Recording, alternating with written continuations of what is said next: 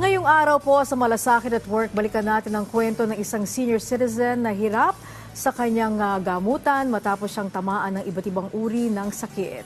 Kung paano na-resolba ang kanyang problema, ating panoorin. Ikalabing-anim ng Agosto nang humingi ng tulong sa Malasakit at Work si May G. Bukad para sa gamutan ng kanyang 70 taong gulang na ina na si Nanay Leonida. Kwento niya, iba't ibang sakit na ang nagpapahirap sa kanyang ina. Kabilang na rito ang pagkakaroon ng chronic kidney disease stage 3 na na-diagnose ngayong taon.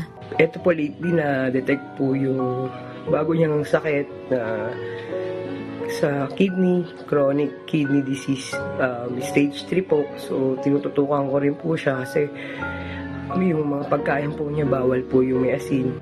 Pero malaki nilang problema masusuportahan ang gamutan ng kanilang ina. Ngayon din hindi naman sumasapat ang kanyang kinikita bilang isang sales lady sa bentahan ng pizza sa kanilang lugar.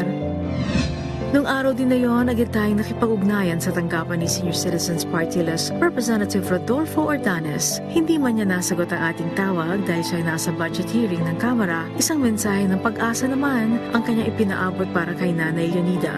Ayon sa kongresista, magpapaabot siya ng financial assistance kay Nanay Leonida na makakatulong para sa kanyang gamutan. Makalipas ang 3 araw ay isang tawag na ang natanggap ni Meiji mula sa tanggapan ng Senior Citizens Party List. Matapos nito ay agad na ipinadala kay Meiji ang tulong pinansyal mula sa Senior Citizens Party List sa pamamagitan ng online money transfer.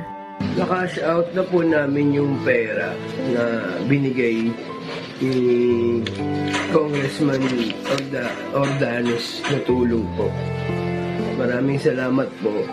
Gagamitin nila ito para sa mga pangangailangan medikal ni Nanay Leonida. Magagamit na po namin yung pera pambili ng gamot ng nanay ko. Malaking tulong po ito para sa kanyang paggagamot. Labis din ang kanilang pasasalamat. Maraming salamat po ang tulong niyo sa akin, Congressman Ordanes. Maraming salamat po.